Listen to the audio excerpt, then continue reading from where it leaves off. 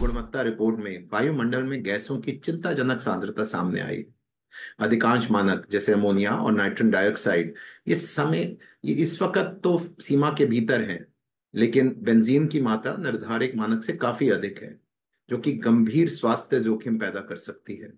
Carbon monoxide और sulphur dioxide जैसी गैसें भी मौजूद हैं, लेकिन अभी तो वो नियंत्रण स्तर में है। ये आंकड़े शहरी वायु प्रदूषण और इनसे स्वास्थ्य पर संभावित प्रभावों के लेकर काफी गंभीर चिंता उत्पन्न करते हैं। ये जो पोल्यूशन बढ़ रहा है इस टाइम पे, इसमें वेरियस जो तत्व हैं जो मौजूद होते हैं।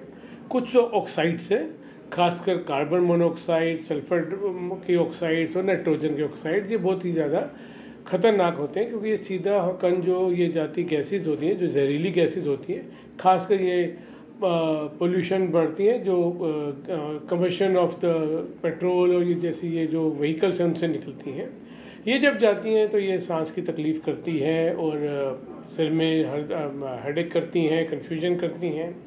कुछ और तत्व होते हैं जैसे PM2.5 कहते हैं जिसको, यानी कि इसका जो साइज़ होता है पार्टिकल का वो 2.5 माइक्रोन से कम होता है।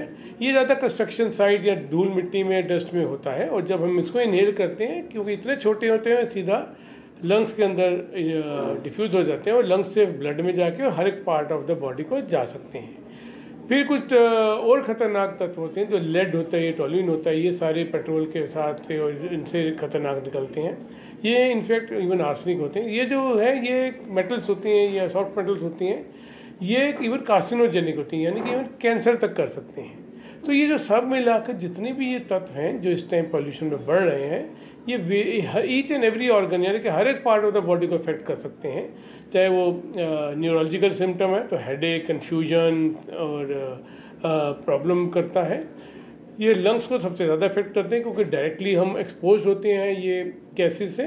तो COPD, रेस्पिरेटरी सिम्टम, एस्थमा, ये सब हो सकता है, बढ़ भी सकती है प्रॉब्लम। फिर ये डिफ्यूज़ हो जाके हार्ट तक, बोन्स में और ब्लड में जाके इवन ब्लड कैंसर के केसेस आए हैं। सो वेरियस कैंसर्स कर सकते हैं। लंग कैंसर तो है ही है, क्योंकि लंग सीधा एक्सपोज होता है, बट इवन अदर कैंसर्स भी हो सकते हैं, लिवर कैंसर, ब्लड कैंसर, क्योंकि ये जो होते हैं ये कार्सिनोजेनिक होते हैं इनमें से तत्व। तो ये सब मिला के काफ़ी बॉडी को हार्म कर सकते हैं। जी बिल्कुल। पिछले 1-1.5 हफ्ते से देखा जा रहा है कि प्रदूषण का स्तर लगातार बढ़ता जा रहा है। उसको देखते हुए किस तरीके के सबसे ज़्यादा मरीज आपके पास आए? देखिए, मरीजों की तादाद भी बढ़ गई और उनके सिम्टम्स भी बढ़ गए। जिनको ऑलरेडी सांस की अगर दिक्कत थी, वो कंट्रोल थे अपनी मेडिसिन से, सडनली उनको सांस का अटैक पड़ रहा है और यहाँ पे भाग के आ रहे हैं, और फिर उनको हम ट्रीट करते हुए दवाई काफ़ी बढ़ानी पड़ती हैं। कुछ नए पेशेंट क्या, वो तो नॉर्मल थे, पेशेंट थे ही नहीं, बट वो भी अब आपके पास आ रहे हैं, क्योंकि वो सांस की दिक्कत लेके आ रहे हैं, वो आँखों में जलन लेके आ रहे हैं, इवन वॉमिटिंग्स लेके आ रहे हैं, हेडेक लेके आ रहे हैं, क्योंकि ये पोल्यूशन से एक्सपोज्ड है। तो नंबर भी बढ़ गया है और ज़्यादा सिवियरिटी भी बढ़ गई है। जी, किस तरीके से सुरक्षा बचाव किए जा सकते हैं, कुछ विशेष निवारण? देखिए, इन पोल्यूशन से दूर रहना है, घर को साफ़ सुथरा रखना है। सबसे पहले तो घर में पोल्यूशन कम करना है, जिसको हम इंडोर पोल्यूशन करते हैं, जैसे कि अगरबत्ती या धूप अगरबत्ती जला रहे हैं या स्मोक कर रहे हैं, तो वो बिल्कुल नहीं करना है। बाहर का पोल्यूशन के लिए डेफिनेट व्हीकल्स कम कीजिए, कार पूलिंग कीजिए, पब्लिक ट्रांसपोर्ट इस्तेमाल कीजिए। जितना हो सके कम जाए बाहर, स्पेशली जो एक्सट्रीम्स ऑफ एजेस हैं, बच्चे या बूढ़े हैं। अगर बहुत ज़रूरी जाना है तो मास्क लगाएं, मास्क में भी कम से कम N95 लगाइए, दूसरा मास्क उनको नहीं रोक सकता है। खाना पीना अच्छा रखें, पानी खूब पिएं, हाइड्रेट करके रखें, न्यूट्रिशियस पौष्टिक आहार लीजिए। ये सब चीज़ें एहतियात रखना बहुत ज़रूरी है।